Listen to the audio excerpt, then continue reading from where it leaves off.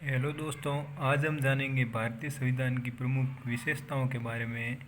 तो भारतीय संविधान के बारे में कहा गया है कि भारतीय संविधान उधार का थैला है, क्योंकि भारतीय संविधान के सभी प्रावधान किसी न किसी देश की नकल करके लिए गए हैं। भारतीय संविधान में अपने आप का खुद का प्रावधान कोई नहीं है, इसलिए भारतीय संविधान को उधार का थैला कहा गया है।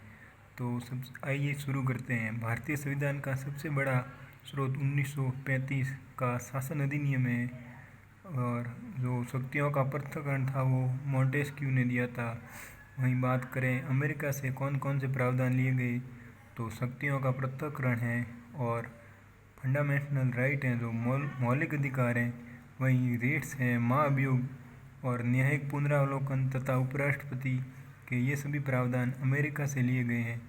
वहीं अगर बात की जाए सोवियत संघ से, तो मूल कर्तव्य तथा नियोजन सोवियत संघ से लिए गए हैं। वहीं विषयों का बंटवारा या संघवाद कनाडा से लिया गया है। और अगर बात की जाए आपातकाल की, तो ये जर्मनी से लिया गया है। वहीं दक्षिण अफ्रीका से संविधान संशोधन की प्रक्रिया ली गई है। वहीं नीति निर्देशक तत्व आयरलैंड से लिए गए हैं। अनुच्छेद 368 में संविधान संशोधन के दो तरीकों का उल्लेख है। एक तो ये शक्ति संसद के पास है कि संविधान संशोधन विधेयकों को राष्ट्रपति को मंजूरी देना अनिवार्य है संविधान संशोधन 24 के तहत। वहीं अगर बात की जाए संशोधन के प्रकार, तो सामान्य बहुमत तथा विशेष बहुमत द्वारा भी संशोधन किया जाता है। वहीं विशेष बहुमत और आधे राज्यों के अनुमोदन द्वारा संविधान में संशोधन किया जा सकता है। वहीं बात की जाए भारत की, तो भारत राज्यों का संघ है, यूनियन ऑफ स्टेट्स हैं, ये अनुच्छेद 1 में लिखा है। अगर बात की जाए पंथ निरपेक्षता की, तो भारत का कोई धर्म नहीं है, सभी धर्म समान है।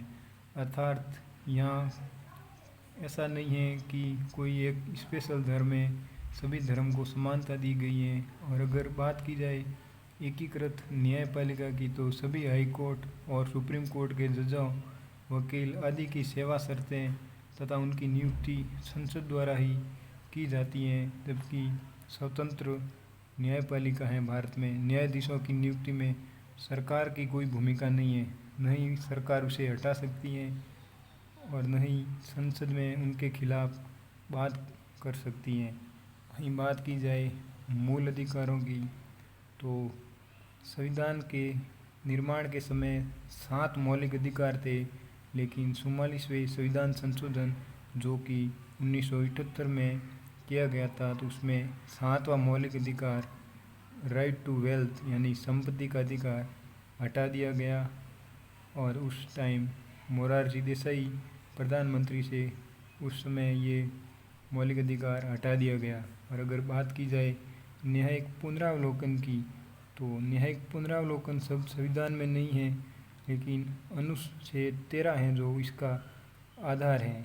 वहीं सामाजिक न्याय की बात की जाए, तो सामाजिक अनुच्छेद 330 लोकसभा में SC/ST आरक्षण के बारे में दर्शाता है। तो वही अनुच्छेद 332 है जो विधानसभा में SC/ST को जो सरकारी नौकरियों में आरक्षण है उसके बारे में दर्शाता है। वहीं बात करें अगर अनुच्छेद 334 की, तो यह आरक्षण 10 वर्ष तक ही रहेगा, लेकिन धीरे धीरे करके अब ये बढ़ा दिया है। संविधान शुरुआत में ये केवल 10 वर्षों के लिए किया गया था, अब अनुच्छेद 334 में संशोधन करके ये आरक्षण 70 वर्ष तक कर दिया गया है। और जैसे ही 70 वर्ष इसके पूरे होंगे, तो फिर ये 10 वर्ष और आगे बढ़ा दिया जाएगा। यही चलता आ रहा है। तो आज हमने जाना भारतीय संविधान की विशेषताओं के बारे में कि किस क्या क्या भारतीय संविधान की विशेषताएं हैं, कौन से प्रावधान हैं जो कहाँ से लिए गए, इसके बारे में जाना। दोस्तों, वीडियो अच्छी लगी हो, चैनल को सब्सक्राइब कीजिए, वीडियो को लाइक कीजिए, शेयर कीजिए और सपोर्ट कीजिए। नमस्कार, धन्यवाद दोस्तों, थैंक्स फॉर सपोर्ट।